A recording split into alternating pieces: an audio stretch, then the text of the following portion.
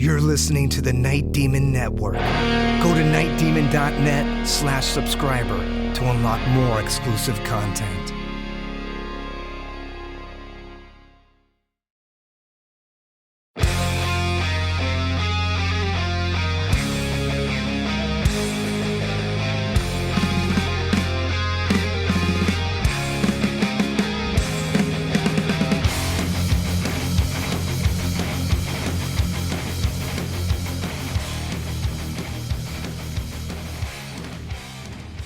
Hello and welcome to the Night Demon Heavy Metal Podcast. I'm your host, Nesbitt. In May of 2024, Night Demon hits Australia. First stop, Brisbane. This is Night Demon Australia.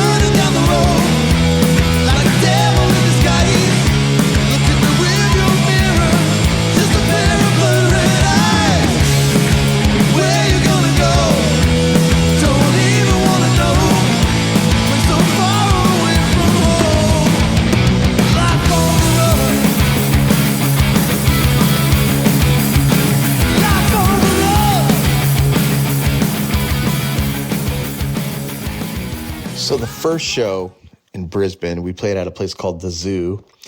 But before we went to the venue called the Zoo, we had a later load in that day, so we took a trip to the actual zoo. Well, basically, it was a sanctuary for koalas and stuff like that, kangaroos, and we had to go see this stuff. You know, we weren't going to just chance it, and we weren't going to be like literally in the outback, anywhere on this tour. So this is definitely something that we wanted to go see. You can't go to Australia without seeing kangaroos or koala bears, and I don't know, my personal goal was I wanted to hold a koala bear. There were lots of koala bears, for sure. And we went to go see about holding one. And they only do it like once every couple hours. And we had limited time there because we had to go load in for the show. And the next session of holding koala bears was sold out. So unfortunately, I was not able to do that, but we, however, got to feed kangaroos and see them up close, and that was, I don't know, I think that was even cooler. I got some pretty cool pictures with some kangaroos, and that was, I think, the quintessential Australian experience for me anyway. But I have to go back because I still need to hold a koala bear. It was great, man. We walked into this place and there's like a ton of koalas and they're eating these eucalyptus leaves. And we went to this bat cage and saw just the biggest bats you've ever seen, like sleeping during the day, just hanging upside down. Looked so crazy. Hung out with a bunch of kangaroos, fed them, saw all kinds of stuff, just crazy stuff in the wild, right? Like giant ass spiders in their web. Like, oh my God. I remember walking along, there'd be sort of different tracks and some wooden walkways and stuff.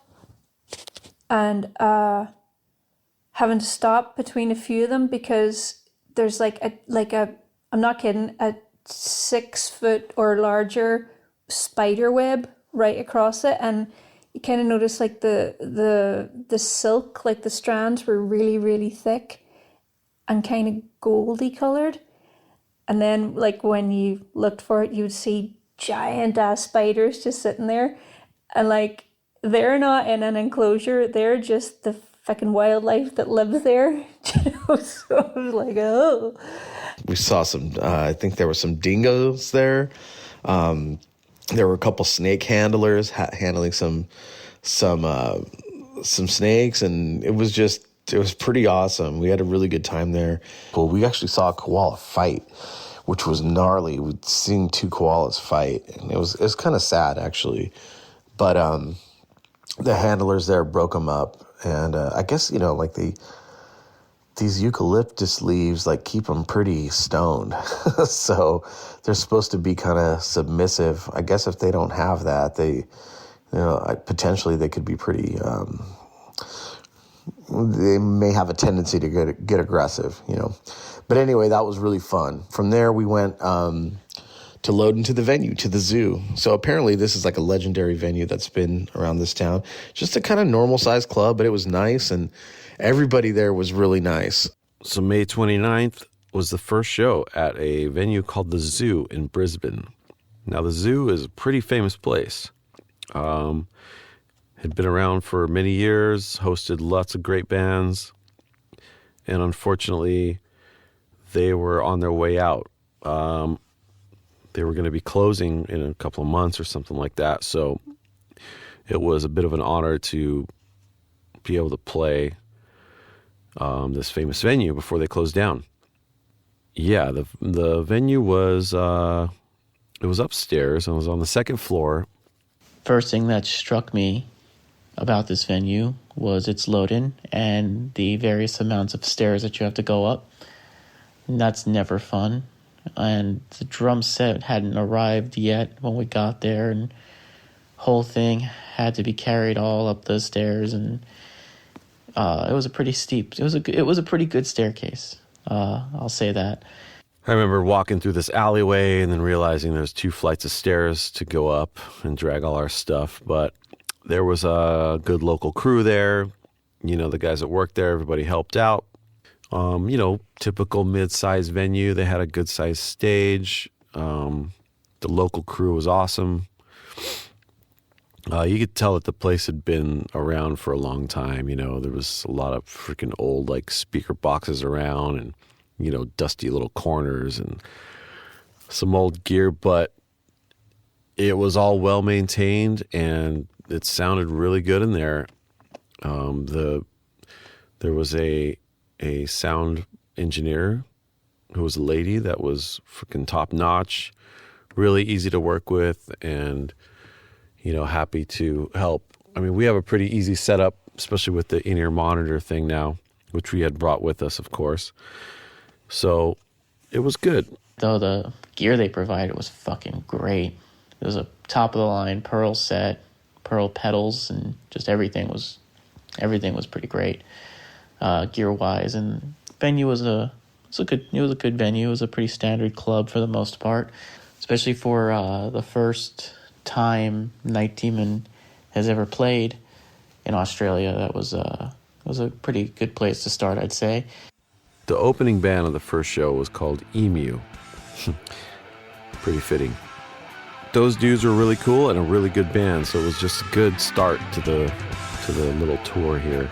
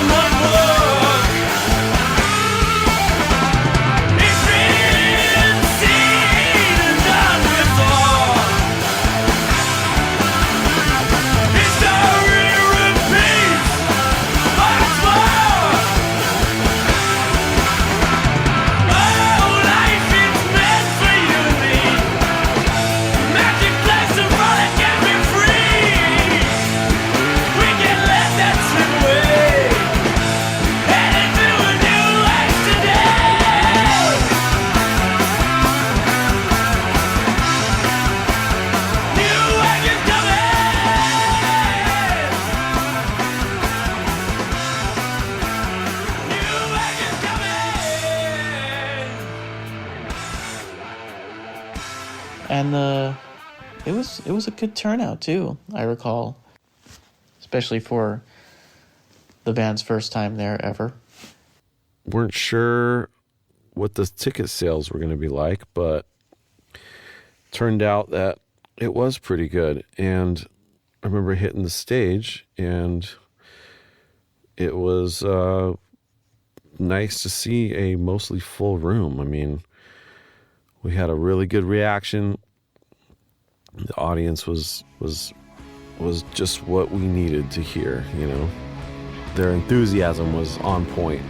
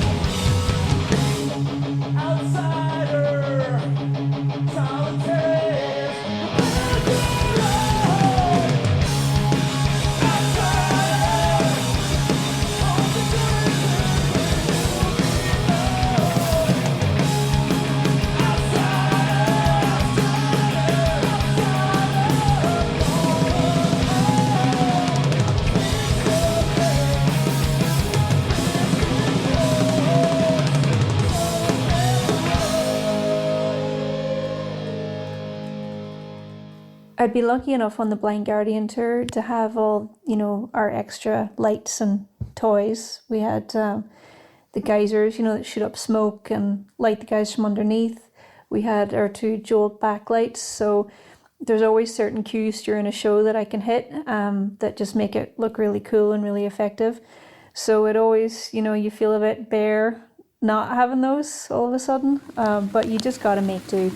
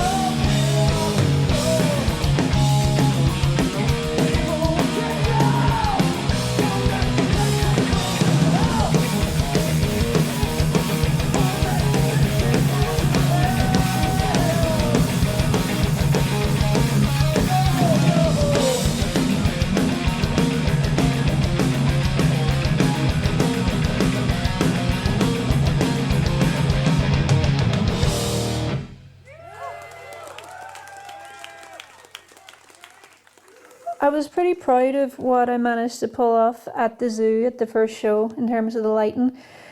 I didn't have much time. Again, I was on the in-house lighting guy's board, and he wasn't super helpful, in all honesty. And the board was very much set up to his specifications, so it's not very easy for someone to hop on. So I remember I just made some kind of mental cues about where everything is laid out. And luckily enough, Anthony, the promoter, was available to sell merch that night. So instead of having to hop on the merch table, I was able to sit backstage while the opening band, Emu, were playing. And I remember I basically put played the set in my headphones and just imagined that the lighting board was in front of me and just played it there like a keyboard, So I think honestly that's what kind of saved their light show that night.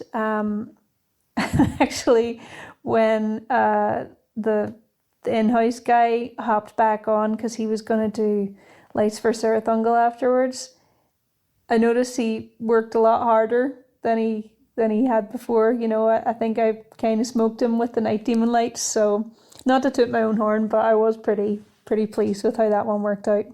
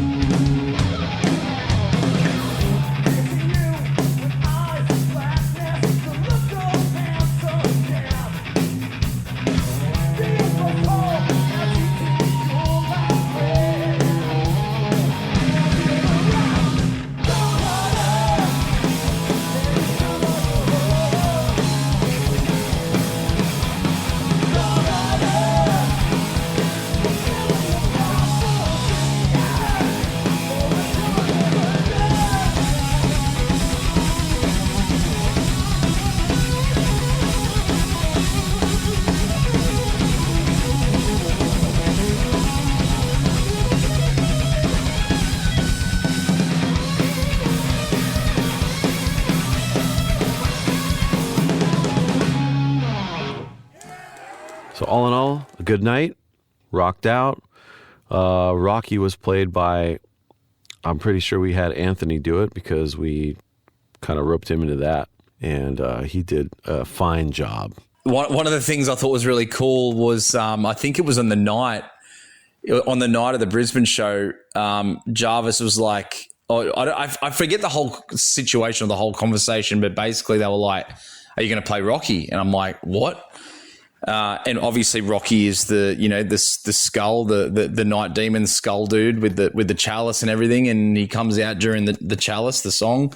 And I was like, okay, yeah. And so Laura sort of told me a bit about how it works, when to come in and stuff like that. And then I had this young dude who sort of snuck his way into the show, like 17 years old. That was his job, to help dress me up and get me ready to jump on the stage with Night Demon when the chalice played. And I did it, and it was so cool. And everyone was, screaming their head off. And, it was fun because I hadn't been in a band or played live on the stage for a very long time. Anyway, I did that for all the shows, and it was mega fun. And I was actually quite honored to have been asked to do it. The audience was great. The audience was super good at this show. This was like one of the, I could tell everybody was feeling really good that night. Night Demon had an amazing show, and Cirith Ungol had, I think, an even better show for them. I mean, or us, I should say. It was, I think Brian said this is the best he ever saw Rob play drums, and just the vibe was so good. We were just really happy to be there. I do recall our young drummer, Mr. Brian Wilson, saying that he thought that the Cirith Ungol set was the best Cirith Ungol set that he had ever seen. So that was something to say. And the guys in Ungol said that the Night Demon set was a really good set. I remember that. And Cirith Ungol played as well. And I have to say, that was and I don't know why this is, just something about it, like the way they played that night. That was the best Cirith Ungol set I have ever seen personally. And I don't think I've seen it topped. It was pretty damn good, man. Like just from start to finish, I just remember everybody was just on fire.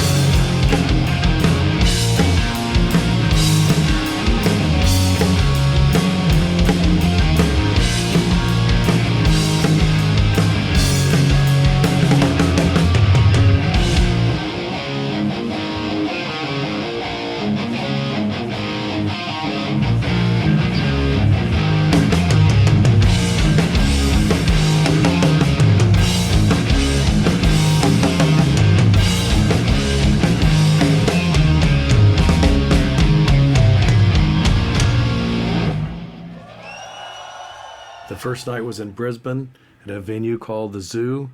It's a pretty famous club that's been there for decades. Because of future development, the club's shutting down, so I think we were pretty lucky to play this historic club before its demise. It was an amazing crowd. It was a solid crowd that came out to see the show. I found out we had quite a few more Cirith Ungol fans in Australia than we ever expected. My only goal is to play heavy music, and I think we achieved that at the Zoo that night. I think we laid down some pretty heavy riffs for our Australian friends. Brisbane might have been the best show of the entire trip. It was really cool just after the show, though, just meeting a bunch of people and also meeting some podcast listeners, which was incredible. And people that we've met in other countries that have had to fly to see us and have always wanted us to come to Australia. And like we were finally there. And it was really good. Again, it was just a great feeling, Yeah, and after the show, had some beers, met some people, talked, hung out with the opening band a bit backstage, had some beers with them. Remember having some pretty good pizza after the show, which was good. I remember Rob being really happy about that. It's one of his favorite things in life is pizza. Anyway, we met some really cool people, had a really good time. That was a real highlight of the trip. Well, that's it for this episode as Night Demon rolls through Australia. In the subscriber section this week is full live audio of the Brisbane show. Also video and images from the stop on the tour. Be sure to check out nightdemon.net for how you can become a subscriber and gain access to all this bonus content. Until next time, this is Nesbitt signing off.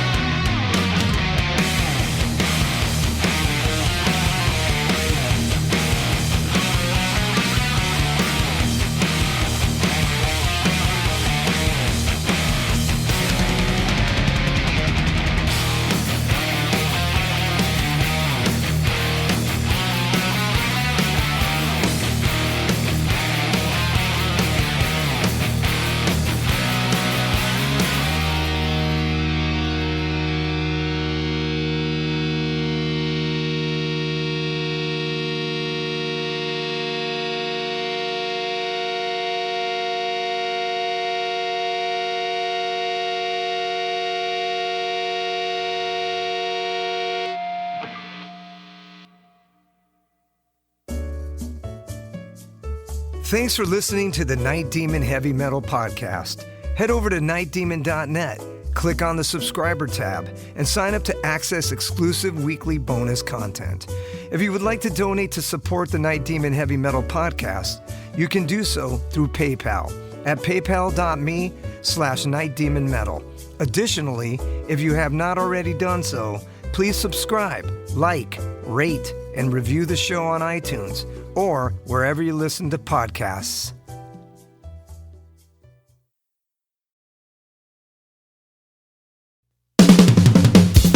All hail, Night Demon Heavy Metal Podcast listeners.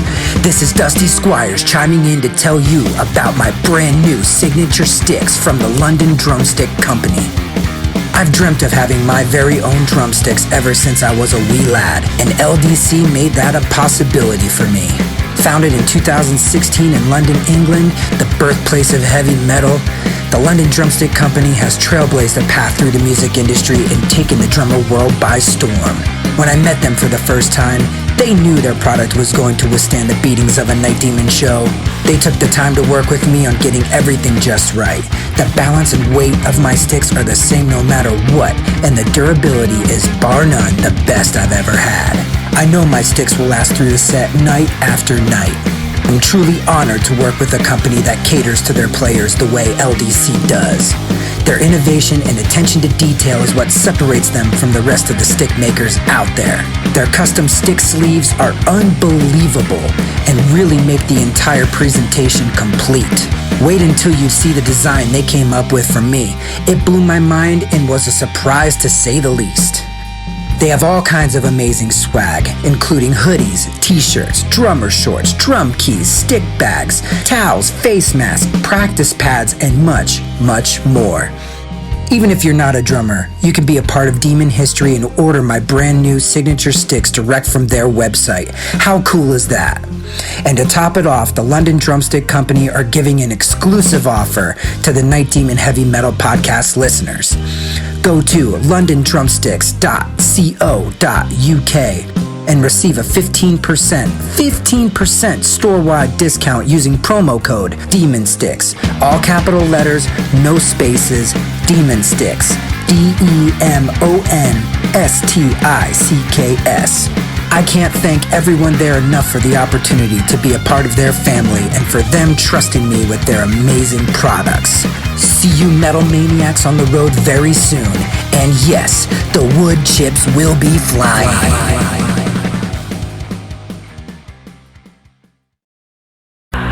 Greetings, boils and ghouls. This is your comrade, the Crypt Keeper here, reporting dead from the sanctuary of the strange. Tonight's macabre myth is a fright-filled feature, one overflowing with monsters, madness, and magic.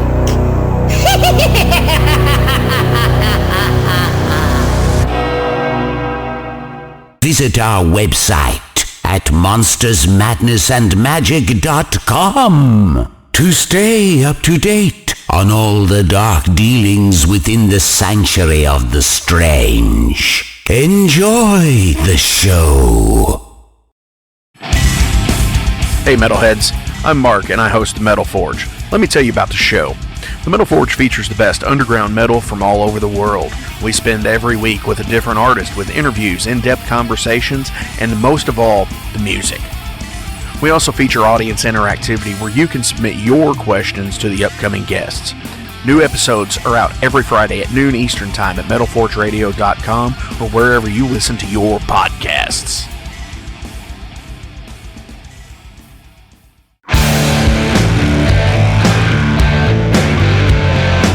Want to know what's going on in the world of music? Then tune in to the Nothing Shocking Podcast, a non-genre based, all ages friendly rock and roll program. Join us weekly for interviews with all your favorite rock stars from the mainstream to the underground. You can find us at nothingshocking.libsyn.com or anywhere you download podcasts.